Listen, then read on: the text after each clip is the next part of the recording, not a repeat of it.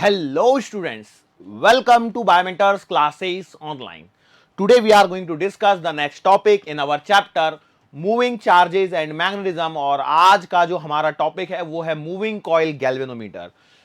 आज हम लोग बेटा मूविंग कॉइल गैल्वेनोमीटर वाले टॉपिक को फिनिश करेंगे. उसके साथ में ही मूविंग कॉइल गैल्वेनोमीटर को का अमीटर एंड वोल्ट मीटर में कन्वर्जन इस टॉपिक को फिनिश करेंगे और इसी के साथ में हमारा चैप्टर भी यहां पर क्या हो जाएगा, समाप्त हो जाएगा. ठीक है. सो स्टार्ट करते हैं अपने टॉपिक को. Moving coil galvanometer. गैल्वेनोमीटर क्या है बेटा? गैल्वेनोमीटर एक ऐसा डिवाइस है जो आपको करंट की डायरेक्शन को सेंस करने में हेल्पफुल होता है. ठीक है, मतलब इसकी मदद से हम लोग बहुत ही छोटे अमाउंट के करंट को भी क्या कर सकते हैं, डिटेक्ट कर सकते हैं. यहां पर ध्यान रखना, गैल्वेनोमीटर से करंट मेजर नहीं किया जा रहा है. गैल्वेनोमीटर सिर्फ करंट को सेंस कर रहा है, करंट की डायरेक्शन को सेंस कर रहा है, जो हमारा पीएमएमसी मैकेनिज्म पर काम करता है, permanent magnet moving coil mechanism. PMMC instruments के नाम से इसका क्लासिफिकेशन होता है, जिसको हम लोगों को चर्चा नहीं करना है, लेकिन हाँ आपको पता हो कि permanent magnet moving coil instruments का एक टाइप है मूविंग कॉइल गैल्वेनोमीटर. ठीक है, ओके. अब इसके अंदर में यदि हम लोग बात करते हैं तो इसका जो कंस्ट्रक्शन है, वर्किंग है, उसको हमको समझना है. लेकिन उसको समझने के लिए एक सिंपल सी बात बताऊं, इसका कॉन्सेप्ट बिल्कुल सिमिलर है जैसे आपका एक रेक्टेंगुलर कॉइल को हम लोग, रेक्टेंगुलर करंट कैरिंग कॉइल को जब एक मैग्नेटिक फील्ड में रखते हैं तो उस पर एक टॉर्क काम करता है, यदि आपको पता हो तो. यदि वो चीज आपको पता है तो बस वही कॉन्सेप्ट है, उसी कॉन्सेप्ट को हम लोग यहां पर पढ़ने वाले हैं, उसी कॉन्सेप्ट का हम लोग यहां पर प्रयोग करने वाले हैं. ठीक है, सो स्टार्ट कर लेते हैं. हेडिंग डाल लीजिए बेटा, हर कोई, सब लोग डाल लीजिए हेडिंग. हेडिंग आपके पास में आ जाएगी moving coil galvanometer. Moving coil galvanometer. ठीक है, मूविंग कॉइल गैल्वेनोमीटर, ये हमने हेडिंग डाल ली प्यारी सी. इसके अंदर में कुछ चीजें हमको देखनी है, वो है बेटा कंस्ट्रक्शन एंड वर्किंग. तो कंस्ट्रक्शन और वर्किंग में समय को बचाते हुए मैं चाहता हूं कि हम लोग सीधा यहां से देखते हैं कंस्ट्रक्शन वाइज किस प्रकार से हमारे पास में होता है. देखो देखेंगे तो आपको गैल्वेनोमीटर कुछ ऐसा दिखेगा. वहां पर बायोमेंटस तो बट ऑब्वियसली नहीं लिखा होगा, वहां पर कंपनी का नाम लिखा होगा. अब ये हमने बनवाया है तो ये हमारी कंपनी का हो गया. ऐसे ही यहां पर ये दो टर्मिनल्स रहेंगे, ये एक्सटर्नल है, ये एक्सटर्नल व्यू है जो आप देखेंगे. इसमें आपको वायर्स को ज्वाइन करना है, सर्किट में लगाना है, और ये यहां पर इसका एक पॉइंटर है जो आपको अभी यहां पे सबसे लोएस्ट उस पर दिखाई दे रहा होगा. बेसिकली क्या है इसका यूज जो हम लोग करते हैं, मेनली जब आप गैल्वेनोमीटर को देखोगे तो ये आपको पॉइंटर बीच में रहता है. जो आप गैल्वेनोमीटर देखोगे उसमें पॉइंटर बीच में रहता है. तो on the basis of deflection, on the basis of deflection की भैया किस डायरेक्शन में डिफ्लेक्शन हो रहा है, किस डायरेक्शन में करंट हो रहा है, उसी डायरेक्शन में आपका डिफ्लेक्शन हो जाएगा, उसके बेसिस पर है. लेकिन हम लोग इसका उपयोग करने वाले हैं आगे चल के एमीटर और वोल्ट मीटर में. ठीक है, मतलब इसको हम लोग, इसकी मदद से हम लोग एमीटर और वोल्ट मीटर बनाएंगे, तो वहां पर आपका जो पॉइंटर है वो जीरो पे रहेगा. इसके लिए पॉइंटर को जीरो पे यहां पर रखा गया है. अब इसका मैंने एक और नाम बताया था कि permanent magnet moving coil magnet mechanism. Permanent magnet moving coil mechanism. तो यहां से आपको दो चीजें समझ में आई होंगी कि एक यहां पर परमानेंट मैग्नेट होनी चाहिए और एक मूविंग कॉइल होनी चाहिए. ठीक है, यही पॉइंट है मैकेनिज्म में. ओके, सो यदि मैं इसको देखना चालू करता हूं तो भैया देखो, अब इसको हम लोग जरा थोड़ा सा खोलते हैं इसको, और खोलने के पश्चात आप यहां पर देखिए, यहां पर आपको क्या दिख गया है, सबसे पहले NS लिखा हुआ दिख गया है, नॉर्थ पोल साउथ पोल. तो यहां पर हम लोग क्या करते हैं, सिलेंड्रिकल शेप में मैग्नेट्स को रखते हैं ताकि यहां पर जो मैग्नेटिक फील्ड जो आ रहा है वो एक रेडियल फील्ड यहां पर आ सके. ठीक है, और इसके अंदर में देखिए अब आगे यहां पर आप देख पा रहे होंगे, देखो ये जो है ये कॉइल लगी हुई है. ठीक है, चलो आगे देखना चालू करते हैं इसको, व्यूज को थोड़ा थोड़ा घुमाते हुए. ये आपका एक पॉइंटर लग रहा है वो ब्लैक वाला, और ये आपकी कॉइल है जो यहां पर घूमने वाली है. इसमें ऊपर और नीचे में यहां पर क्या है, स्प्रिंग्स लगी हुई हैं, नीचे कंट्रोलिंग स्प्रिंग्स हैं.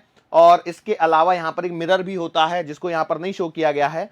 और इसमें ऊपर के साइड में यहां पर आपका एक पॉइंटर जुड़ा होता है. और करंट के लिए भैया, करंट कहीं ना कहीं से तो आना चाहिए कि नहीं आना चाहिए, तो उसके लिए करंट के लिए ये दो वायर्स आपको यहां पर दिखाई दे रही होंगी. अब जब इनमें से करंट फ्लो होगा तो क्या होगा कि आप देखेंगे कि भैया इस पूरे सेगमेंट को हम लोगों ने कहां रखा है, मैग्नेट्स के अंदर.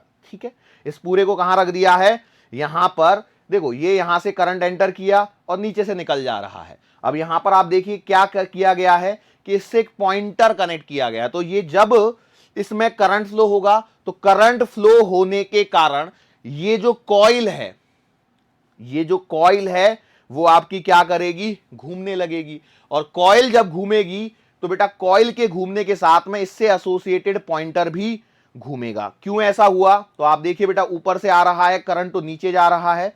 ये नॉर्थ पोल है, यहां पर आपको एन दिख रहा होगा बड़ा बड़ा सा, तो इसका मतलब उधर में साउथ पोल है, तो इसका मतलब नॉर्थ से साउथ में मैग्नेटिक फील्ड है। यहां से करंट नीचे जा रहा है तो बट ऑब्वियस है यहां से करंट ऊपर आ रहा होगा।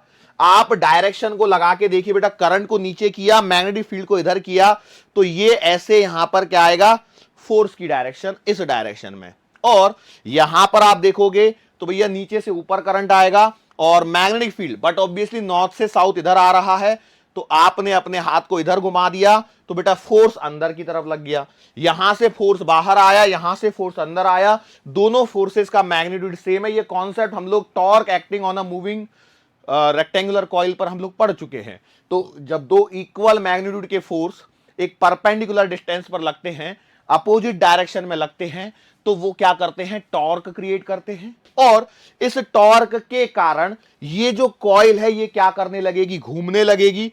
और यदि ये कॉइल यहां पर घूमती है, यदि ये कॉइल यहां पर घूमती है तो इस कॉइल से एसोसिएटेड ऊपर में जो पॉइंटर है वो भी आपका क्या करने लगेगा, घूमने लगेगा, मूव करने लगेगा। ऊपर देखिए पॉइंटर आपका मूव करते हुए दिखाई दे रहा होगा, जो यहां पर आपको एक्चुअल में रीडिंग के तौर पे मिलेगा या डिफ्लेक्शन के तौर पे मिलेगा। क्या ये पॉइंट क्लियर है, श्योर, क्लियर, ओके। चलो तो ये आपका कंस्ट्रक्शन और वर्किंग का जो है पॉइंट मैंने काफी हद तक बचा लिया है। अब आप एक पॉइंट समझ चुके हैं, वो पॉइंट क्या है उसको मैं बताता हूं, ठीक है। मूविंग कॉइल गैल्वेनोमीटर के अंदर अब देखो इसको सिंपल कर लेते हैं एकदम से। इसको जब मैं सिंपल कर रहा हूं तो देखो ये आपका नॉर्थ पोल, ये आपका साउथ पोल, ठीक है। ये यहां पर आपके पास में मान लीजिए एक ऐसे कॉइल मैंने लगा दी, रेक्टेंगुलर फ्रेम बनाना है तो कुछ तो थोड़ा सा डिजाइन बनानी पड़ेगी कि नहीं बनानी पड़ेगी, ये मैंने बना दिया। इसमें एकदम सिंपल सिंपल सी चीजों की मैं बात कर रहा हूं कि यहां पर इसको ऊपर में लटकाया गया है, यहां पर एक मिरर लगाया है, यहां से बेटा करंट आई एंटर करेगा और ये यहां पर एक नीचे कंट्रोलिंग स्प्रिंग लगा के हम लोग छोड़ रहे हैं, ठीक है। यहां पर मैग्नेटिक फील्ड की डायरेक्शन ये रही बेटा आपकी मैग्नेटिक फील्ड की डायरेक्शन नॉर्थ से साउथ की तरफ। ये जो पॉइंट है ना नॉर्थ से साउथ की तरफ मैग्नेटिक फील्ड, ये सीखेंगे हम लोग आगे, लेकिन यूज करना यहीं से चालू कर देते क्योंकि जैसा दिया है एनसीईआरटी में उसी के सीक्वेंस में हम लोग आगे बढ़ रहे हैं। तो हुआ क्या था, फिर से रिकॉल कीजिए। हुआ ये था कि जब हमारे पास में इस गैल्वेनोमीटर के अंदर में जब हमने करंट फ्लो करवाया तो ये जो एक रेक्टेंगुलर कॉइल है which is placed in a uniform magnetic field. क्यों यूनिफॉर्म है बेटा, क्योंकि यहां पर जो मैग्नेटिक पोल्स रखे हैं वो फिक्स है, और यदि वो फिक्स है तो उनके द्वारा प्रोड्यूस्ड मैग्नेटिक फील्ड भी क्या रहेगा, एक समान रहेगा, यूनिफॉर्म मैग्नेटिक फील्ड रहेगा। यस, श्योर है, ओके। सो अब हम लोग अपने कॉन्सेप्ट को रिकॉल करते हैं जहां पर हम लोगों ने सीखा था कि when a current carrying rectangular coil is placed in a uniform magnetic field then it experiences a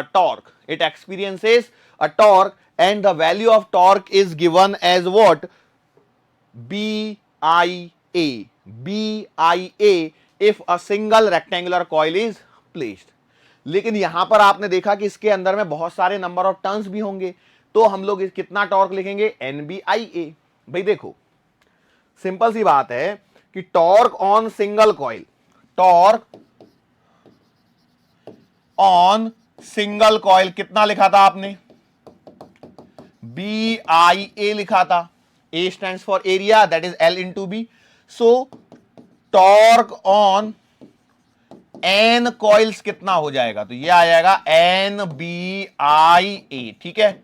yes और नो, ये जो टॉर्क है इस टॉर्क को नाम दिया जाता है बेटा डिफ्लेक्टिंग टॉर्क। क्या नाम दिया जाता है, डिफ्लेक्टिंग टॉर्क हम लोग नाम देते हैं। डिफ्लेक्टिंग टॉर्क क्यों नाम देते हैं, या डिफ्लेक्शन टॉर्क भी कह सकते हैं, क्योंकि इसके कारण आपका पॉइंटर मूव करना स्टार्ट होता है।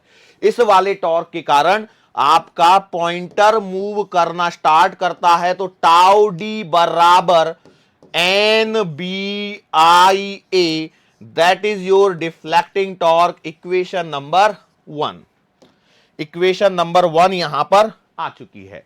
अब जैसे ही पॉइंटर मूव करना स्टार्ट करता है, तो ये किसके कारण मूव करना स्टार्ट हुआ है, डिफ्लेक्टिंग टॉर्क के कारण। अब देखो टॉर्क जो है वो कहां प्रोड्यूस हुआ है, वो प्रोड्यूस हुआ है आपकी रेक्टेंगुलर कॉइल में। कहां पर, रेक्टेंगुलर कॉइल में डिफ्लेक्टिंग टॉर्क आया है। अब इस टॉर्क के कारण आपका जो पॉइंटर था वो क्या हो गया, मूव कर गया। तो मान के चलो मैं यदि यहां पर उस इंस्ट्रूमेंट का एक सिंपल सा ये बना लेता हूं, ठीक है, ये आपका पॉइंटर हो गया। ठीक है, अब कहानी ये हुई है कि बेटा यहां पर आपका लग चुका है डिफ्लेक्टिंग टॉर्क। सो इस डिफ्लेक्टिंग टॉर्क के कारण आपका पॉइंटर क्या करेगा, डिफ्लेक्ट करेगा और ये मूव करेगा। ठीक है, जब ये मूव करने लगेगा तो एक बात देखिए, आपको याद होगा इसमें कंट्रोलिंग स्प्रिंग लगी हुई है, नीचे की तरफ ऊपर की तरफ स्प्रिंग लगी हुई है कि नहीं लगी हुई है। तो हम लोग क्या कहते हैं कि भैया जैसे डिफ्लेक्टिंग टॉर्क पिक्चर में आएगा उसके बाद में ये रोटेट होने के कारण स्प्रिंग क्या होने लगेगी, स्प्रिंग में एक टॉर्क प्रोड्यूस होगा, स्प्रिंग में भी एक टॉर्क आने लगेगा और उसे हम लोग नाम देंगे कंट्रोलिंग टॉर्क। उसे हम लोग क्या नाम देंगे बेटा, कंट्रोलिंग टॉर्क। तो उसको जरा देखते हैं हम लोग।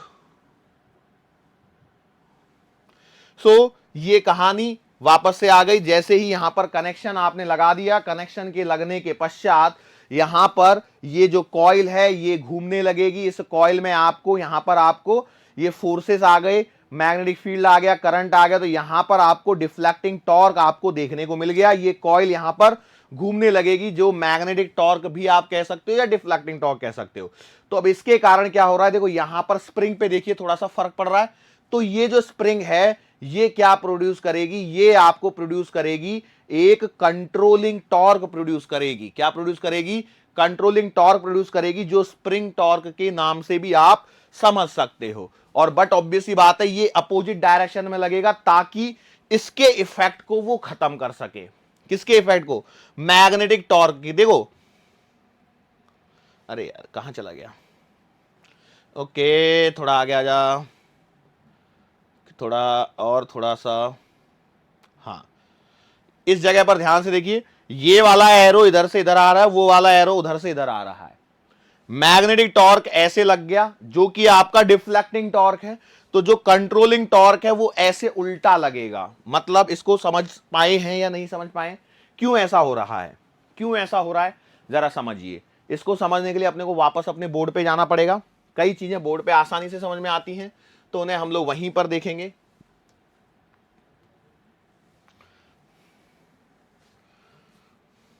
देखिए हमारे पास में ये पॉइंटर था जिस पर डिफ्लेक्टिंग टॉर्क लगा, तो इसके कारण ये क्या हो जाएगा, ये तो भैया आपका मूव करके आगे चला जाएगा। अब यदि इसे कोई रोकेगा नहीं तो ये तो चलता ही रहेगा, और ये कहीं रुकेगा नहीं तो रीडिंग क्या आएगी, आपको रीडिंग ही नहीं मिलेगी। तो उससे एसोसिएटेड जो कंट्रोलिंग स्प्रिंग है वो क्या करती है, एक अपोजिट डायरेक्शन में कंट्रोलिंग टॉर्क प्रोवाइड करती है। क्या प्रोवाइड करती है बेटा, कंट्रोलिंग टॉर्क प्रोवाइड करती है।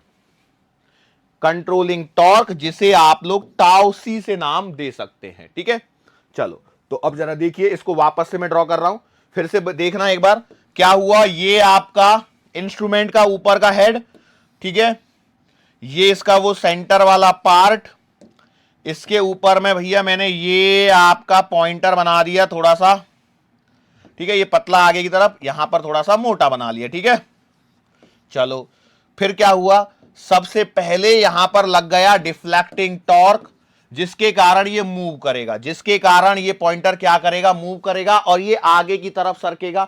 अब यदि इसको रोका नहीं गया तो बेटा ये तो चल के यहां पर आके मुंडी गिरा के बैठ जाएगा। रीडिंग कहां मिली आपको, नहीं मिलेगी। तो आप देखिए उस डायग्राम के अंदर में क्या होगा, जब वो कॉइल घूमती है तो उससे एसोसिएटेड स्प्रिंग में क्या होता है, एक फोर्स डेवलप होता है जिसके कारण वहां पर एक टॉर्क आ जाता है। और ये टॉर्क क्या करेगा, ये टॉर्क जो है यहां पर मान के चलो इस डिफ्लेक्टिंग टॉर्क के कारण ये पॉइंटर घूमते घामते आपका किसी इस पोजीशन पर पहुंच गया, ठीक है, इस पोजीशन पर पहुंच गया। इस पोजीशन पर देखिए आपका डिफ्लेक्टिंग टॉर्क लग रहा है अभी भी इसी डायरेक्शन में, टाउ डी।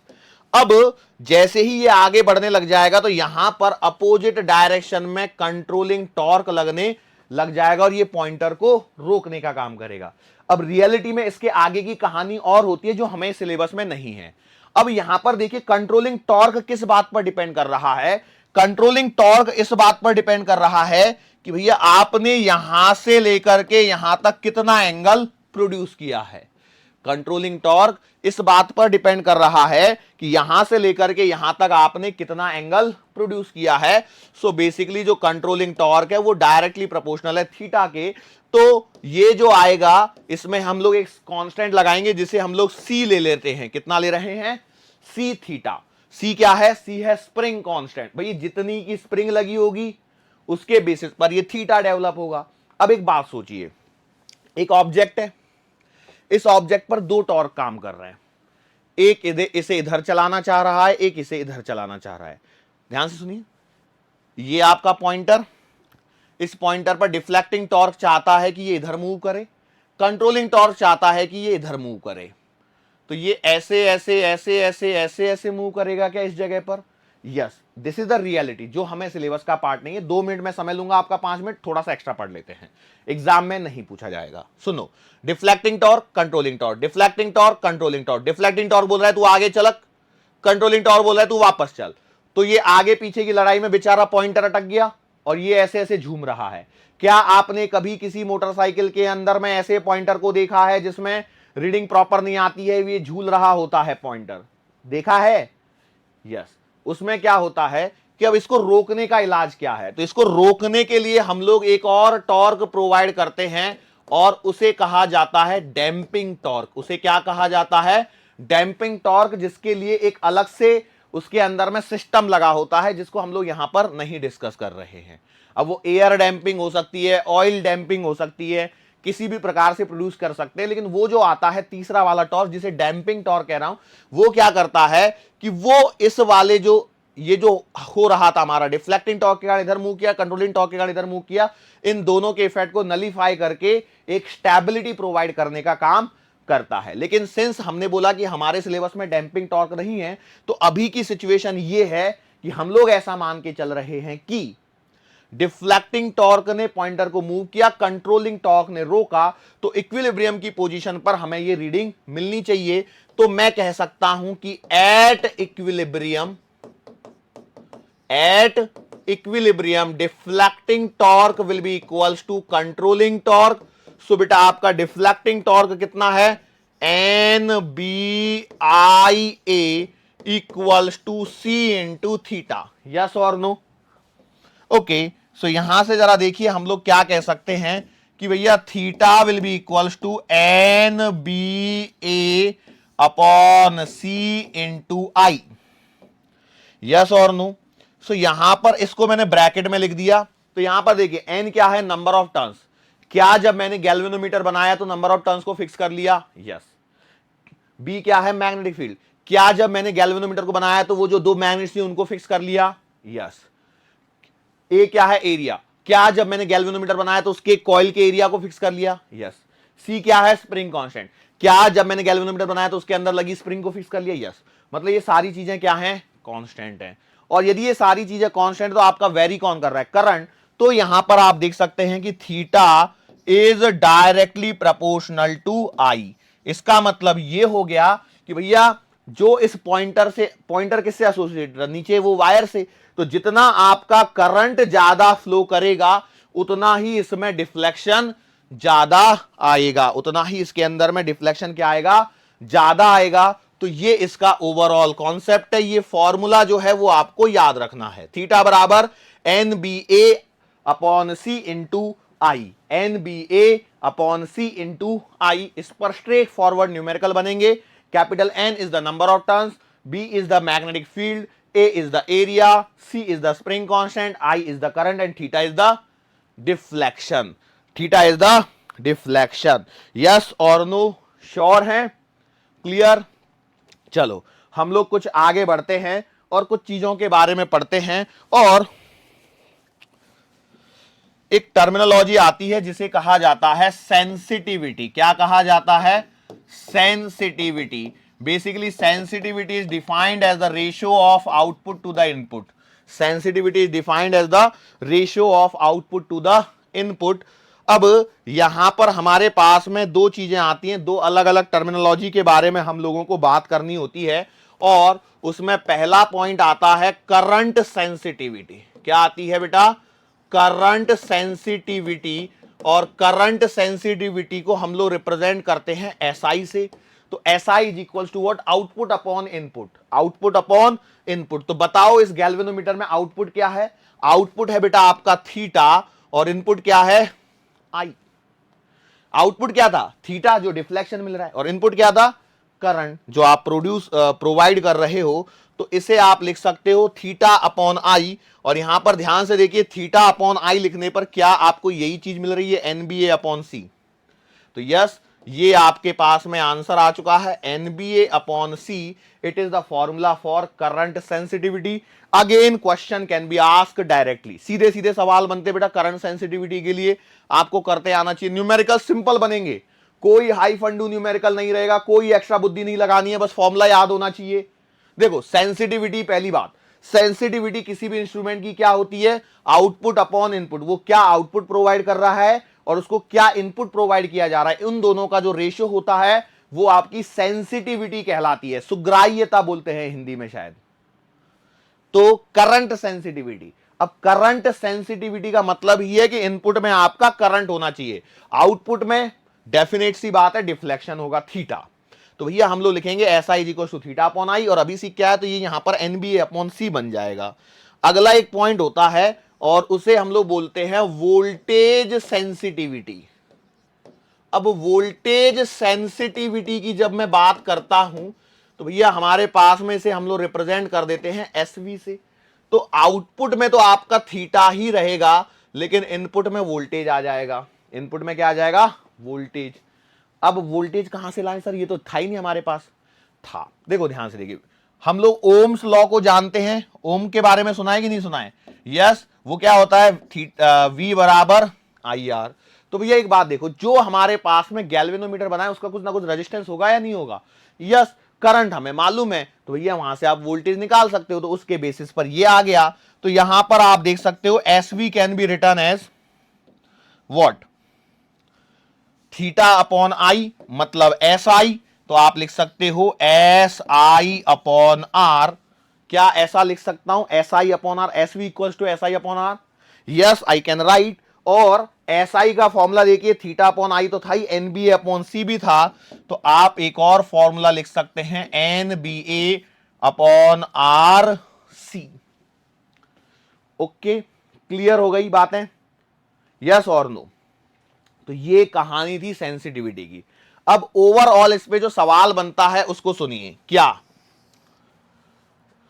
देखो, नंबर ऑफ टर्न्स बढ़ाओगे सेंसिटिविटी बढ़ेगी, मैग्नेटिक फील्ड बढ़ाओगे सेंसिटिविटी बढ़ेगी, एरिया बढ़ाओगे तो भी सेंसिटिविटी बढ़ेगी। चाहे अब ये करंट सेंसिटिविटी हो या फिर वोल्टेज सेंसिटिविटी हो, कोई फर्क नहीं पड़ता है, कोई फर्क नहीं पड़ता है।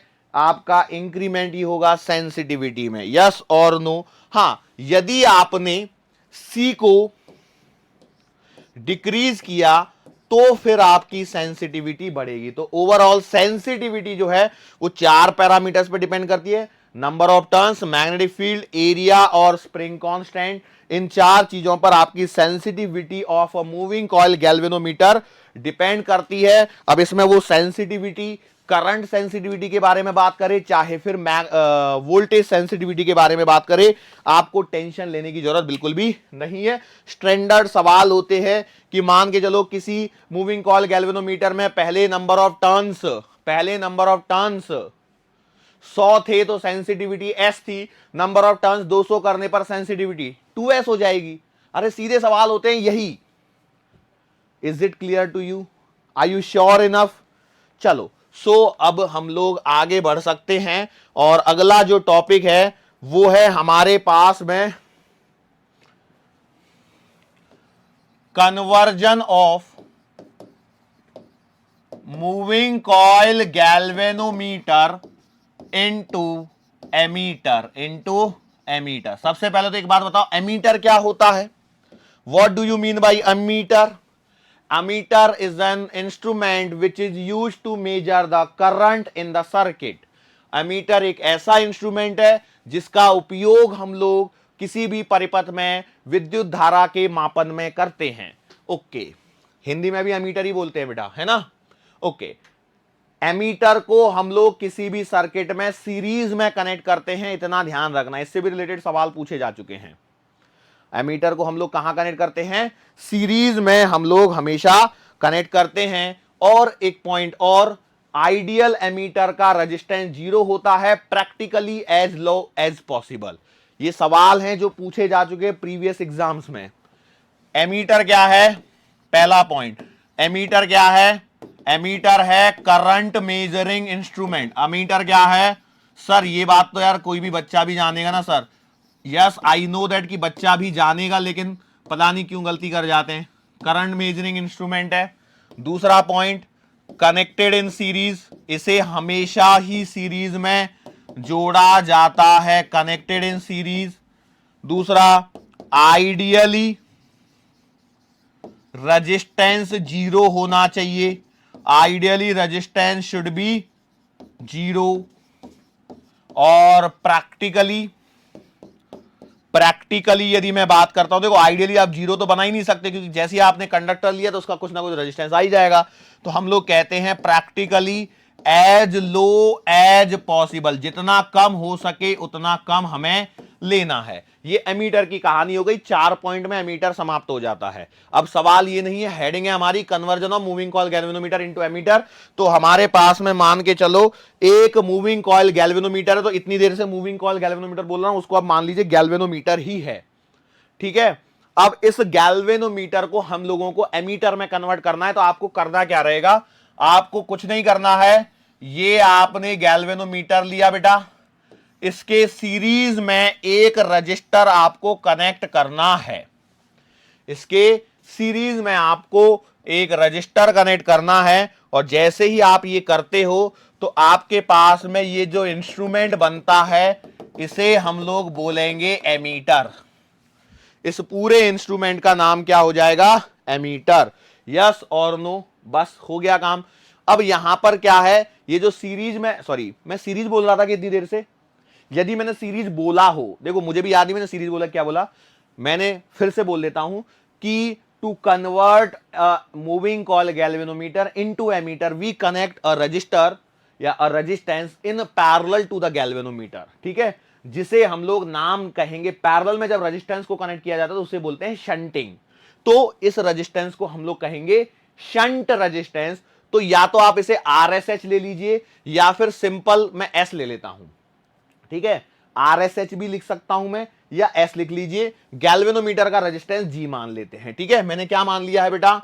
जी है आपका गैल्वेनोमीटर का रेजिस्टेंस। गैल्वेनोमीटर का रेजिस्टेंस है आपके पास में कौन? जी।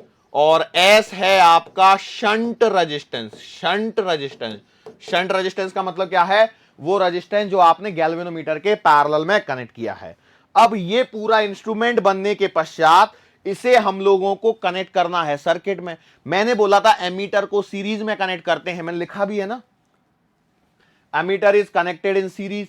तो अब यदि सीरीज में कनेक्ट करना है, मतलब वायर को कहीं से दो जगह से काटना है और काट के इसको फिक्स करना है। तो मतलब यहां पर बेटा ये वो करंट होगा जो सर्किट में से फ्लो हो रहा होगा आइडियली, लेकिन अंदर में यदि मैं आके देखता हूं तो बेटा ये करंट जो है आपका 2 पार्ट्स में डिवाइड हो चुका होगा। एक करंट ये होगा जिसे मैं IG नाम दे रहा हूं, और एक करंट ये होगा जिसे मैं IS नाम दे रहा हूं। बोलो यस और नो? अच्छा, ऐसा करने के पश्चात मैं एक पॉइंट और कह सकता हूं, वो ये है कि भैया your current I is getting divided into 2 parts and those 2 parts are what? I बराबर IG प्लस का IS। अब यदि मुझे कहीं Ig की रिक्वायरमेंट होगी जिसे गैल्वेनोमीटर करूंगा करंट कहूंगा तो वो रहेगा आपका I माइनस का IS, और यदि मुझे शंट करंट की रिक्वायरमेंट है तो वो रहेगा बेटा आपका I माइनस का IG। बस इसे मैंने सेफर साइड के लिए लिख लिया है यहां पे, ठीक है। अब कॉन्सेप्ट मेरा ये कहता है कि भैया ये दोनों आपस में पैरेलल में है, तो इसका मतलब ये है कि voltage drop across galvanometer should be equal to voltage drop across shunt resistance. बोलो सही है, यही कॉन्सेप्ट है। यदि इस कॉन्सेप्ट को मैं चलाता हूं तो मैं कह सकता हूं कि G इंटू आई जी बराबर S इंटू आई एस। तो सर हमारा सवाल क्या है वो अभी तक हमें समझ में नहीं आया। सवाल ये है बेटा कि देखो आपको जो सवाल देगा वो सवाल ये देगा कि भैया मैं कितना करंट, कोई गैल्वेनोमीटर है जिसका रेजिस्टेंस वो आपको दे देगा, गैल्वेनोमीटर में से कितना करंट फ्लो हो सकता है वो आपको दे देगा। अब सवाल ये पूछेगा कि मुझे एक पर्टिकुलर करंट को मेजर करने के लिए कितना रेजिस्टेंस गैल्वेनोमीटर के पैरेलल में जोड़ना होगा, मतलब आपको एस पूछा जाता है। जनरली मैं बोल रहा हूं ये पूछा जाता है। सवाल समझ में आया? सवाल क्या है? अ galvanometer which can measures 10 milliampere is to be converted into an ammeter to measure the 1 ampere, then what is the value of resistance required to be connected in parallel to the galvanometer। ये ऐसे type का सवाल रहेगा। मैं सवाल करवाऊंगा आगे, tension मत लीजिए। तो अभी आपका टारगेट है एस निकालना। तो यदि आपका टारगेट एस निकालना है तो भैया आप अपने टारगेट की तरफ बढ़ जाइए। तो आप लिखेंगे एस बराबर जी इंटू आई जी अपॉन में आई एस।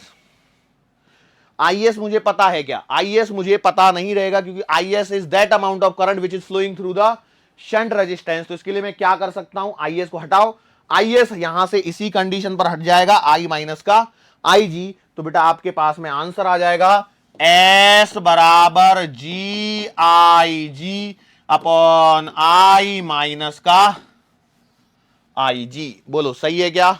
यस और नो? इसे और अच्छे से सजा के लिखने के लिए कई लोग लिखते हैं इसे I G upon I minus I G into G. भैया ऐसे लिख लो, ऐसे याद रहता है तो ऐसे याद रख लो, लेकिन कुल मिला के कहानी तो आपको याद रखनी ही पड़ेगी। यस और no? So this is the expression which gives you the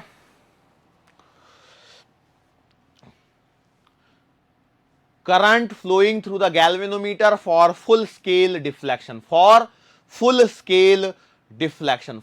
scale deflection। हम लोग मान लेते हैं, अब देखो यहां पे ना कुछ चीजें और चलती हैं, और वो कुछ चीजें क्या हैं कि माना लेट्स से कि जो गैल्वेनोमीटर का करंट है और जो आपका एमीटर का करंट है, एमीटर बनने के बाद में जो करंट है उनमें n टाइम्स का डिफरेंस है। मतलब I is equals to n times I G. यदि ऐसा है तो फिर इसको शॉर्ट किया जा सकता है। मतलब कैसे? यदि ऐसी सिचुएशन दे दी तो भैया मैं लिख दूंगा S बराबर आई G upon N I G minus I G into ji. Solve करिए, आई जी कैंसल, तो बेटा G अपॉन एन माइनस का 1, तो बेटा S का आंसर आ जाएगा G upon n minus 1। Simple.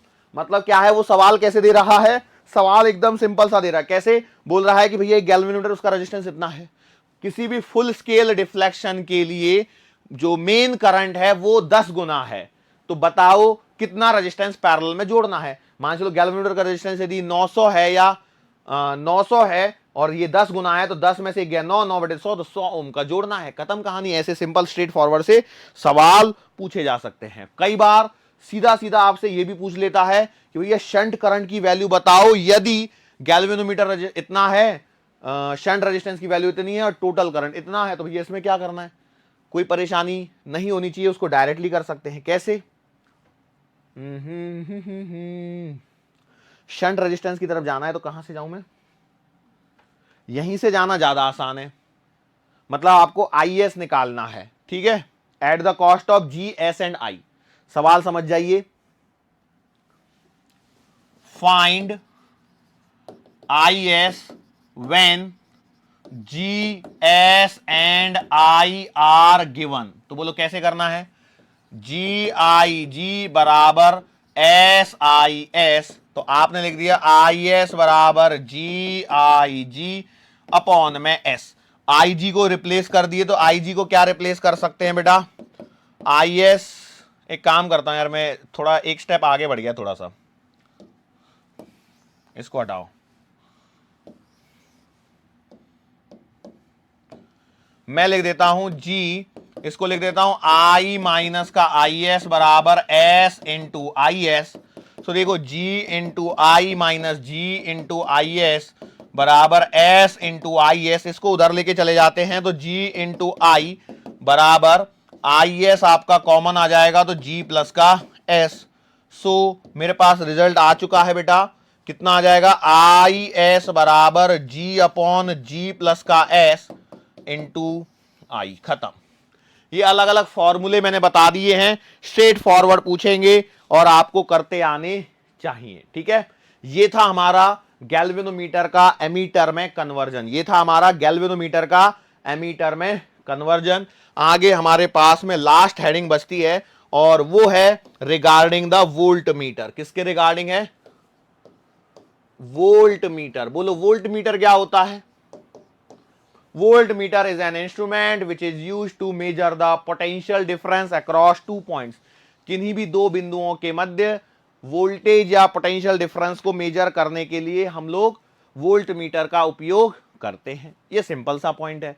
चलो अब इस सिंपल से पॉइंट को यदि मैं आगे बढ़ा लेता हूं, इस सिंपल से पॉइंट को यदि मैं आगे बढ़ा लेता हूं, तो क्या चीजें यहां पर आपको पता होनी चाहिए। तो भैया हम लोग सिंपल सी बातें कर लेते हैं। पहला पॉइंट ये है बेटा, it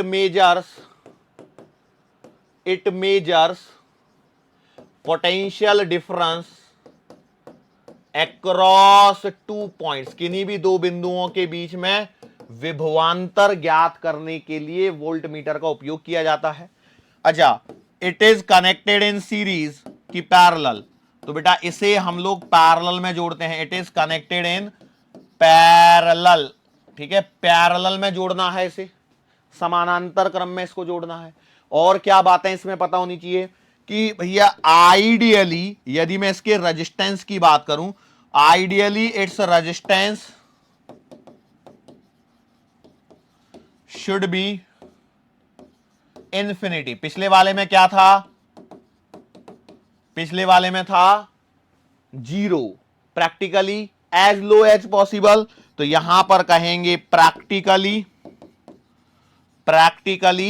as high as possible. ऐसा क्यों करते हैं बेटा हम लोग, ऐसा इसलिए करते हैं ताकि इसमें से कोई करंट फ्लो ना हो सके जब हम लोग इसे पैरेलल में कनेक्ट कर रहे हैं। जब इसे हम लोग पैरेलल में कनेक्ट करें तो इसमें से कोई करंट फ्लो ना हो सके, इसके लिए हम लोग वोल्ट मीटर को का रेजिस्टेंस जितना हाई हो सके उतना हाई बनाने की कोशिश करते हैं, ठीक है। ये कुछ वोल्ट मीटर के बारे में चीजें हो गई, ठीक है। श्योर हैं, इसमें भी सवाल कुछ वैसा ही रहेगा कि भैया हमारी हेडिंग चलेगी conversion of MCG into volt meter. Heading वही चलने वाली है, कन्वर्जन ऑफ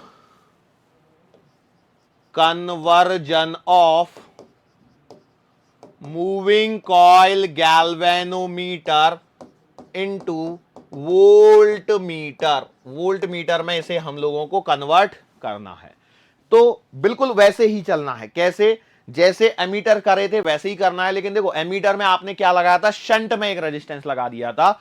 यहां पर हम लोग क्या करेंगे, पैरेलल में एक रेजिस्टेंस लगा देंगे। सॉरी उल्टा बोल दिया, फिर से गलत बोला। एमीटर में कन्वर्जन के समय पैरेलल में एक रेजिस्टेंस लगाया था जिसे शंट रेजिस्टेंस नाम दिया था। यहां पर बेटा हम लोग सीरीज में एक रेजिस्टेंस लगाएंगे और सीरीज में एक रेजिस्टेंस लगाते ही आपका ये जो गैल्वेनोमीटर है ये आपका बन जाता है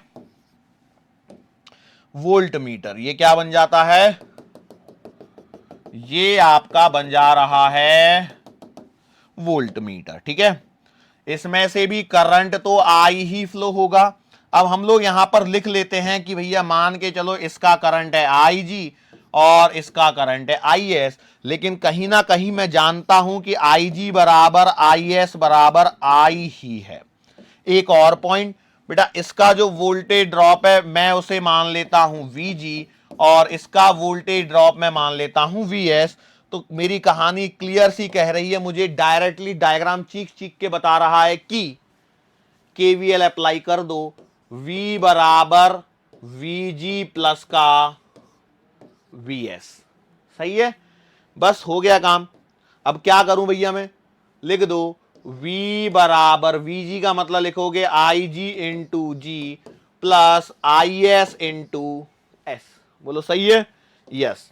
अब बोलो क्या करें, Ig और Is तो आपके I हो जाएंगे, तो V बराबर I कॉमन निकालना है तो निकाल लीजिए या मत निकालिए थोड़ी देर के लिए, Ig प्लस का I इंटू एस। ठीक है, क्योंकि देखो मेन तो वही है आपका, क्या निकालना होता है आपको, एस।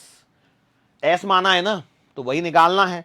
अब एक काम करिए, देखो पता है क्या, आपको उन वाले फॉर्मूले और इन वाले फॉर्मूले में कंफ्यूजन ना हो तो इसके लिए आप एक काम कर लीजिए, इसे RS रहने दीजिए। ठीक है, क्योंकि ये वाला जो है वो आप लगा रहे हो कहां पर, सीरीज में, तो इसे RS रहने दीजिए। तो आपके पास में आ जाएगा V माइनस का I इंटू जी बराबर I इंटू RS, और सॉल्व करेंगे तो बेटा RS बराबर आएगा कितना, V बाई I माइनस का जी। ये आपके पास में एक मेन फॉर्मूला बन चुका है, इसी फॉर्मूले से आपका सारा काम हो जाता है।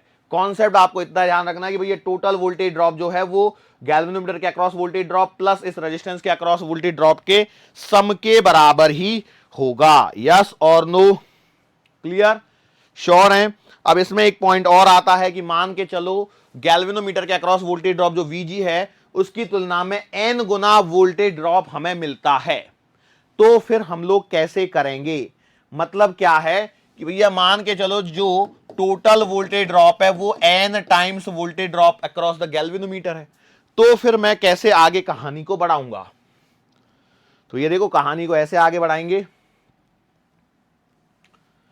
RS बराबर V अपॉन I माइनस का G था, तो इसमें हम लोग लिख सकते हैं n times Vg upon I minus का G, ये है आपका RS। अब Vg अपॉन I यहां पर आ रहा है, भाई Vg अपॉन I आ रहा है, तो Vg अपॉन I क्या लिख सकता हूं मैं, भाई Vg अपॉन, देखो यहां पे देखिए Vg बराबर क्या होगा, G इंटू IG होगा, तो बेटा Vg अपॉन IG क्या हो जाता है, G ही हो जाता है।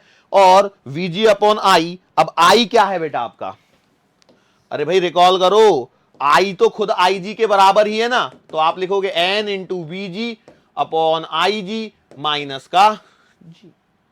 सो it implies RS can be written as n times G minus का G। सो यहां पर RS का आंसर सीधा सीधा आ जाएगा n टाइम्स G माइनस का 1। सीधा सवाल बनता है, सीधा सवाल बनता है, इसलिए आपको सीधे सीधे रिजल्ट यहां पर याद होने चाहिए। Clear, sure. सो इसी के साथ में बेटा हमारा ये जो चैप्टर है वो यहां पर क्या हो जाता है, समाप्त हो जाता है। और अब आपको इससे रिलेटेड सवाल यहां पर पूछे जा सकते हैं और उन सवालों को मैं उम्मीद करता हूं कि आप इजीली कर पाओगे। ठीक है, चलो एक आध सवाल हम लोग यहां पर देखने की कोशिश करते हैं।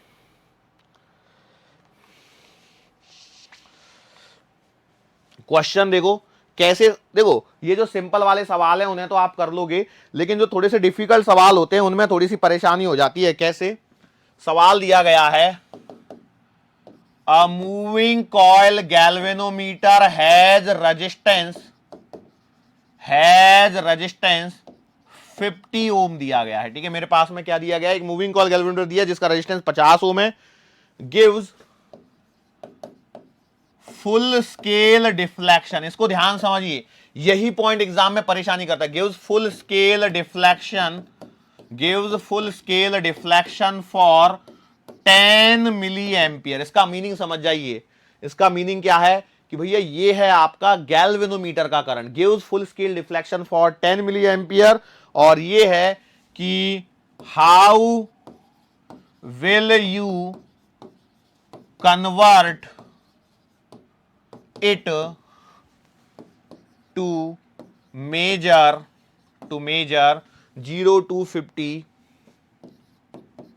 एम्पियर। देखो ऐसे लिख के दे दिया है, इसका मतलब पता है क्या है कि भैया आपको एट द एंड 50 एम्पियर तक मेजर करना है। ये चीजें हैं, इन डेटा को बस यदि आप एक्सट्रैक्ट कर पाए तो आपका सवाल सही होने से कोई नहीं रोक सकता। कैसे?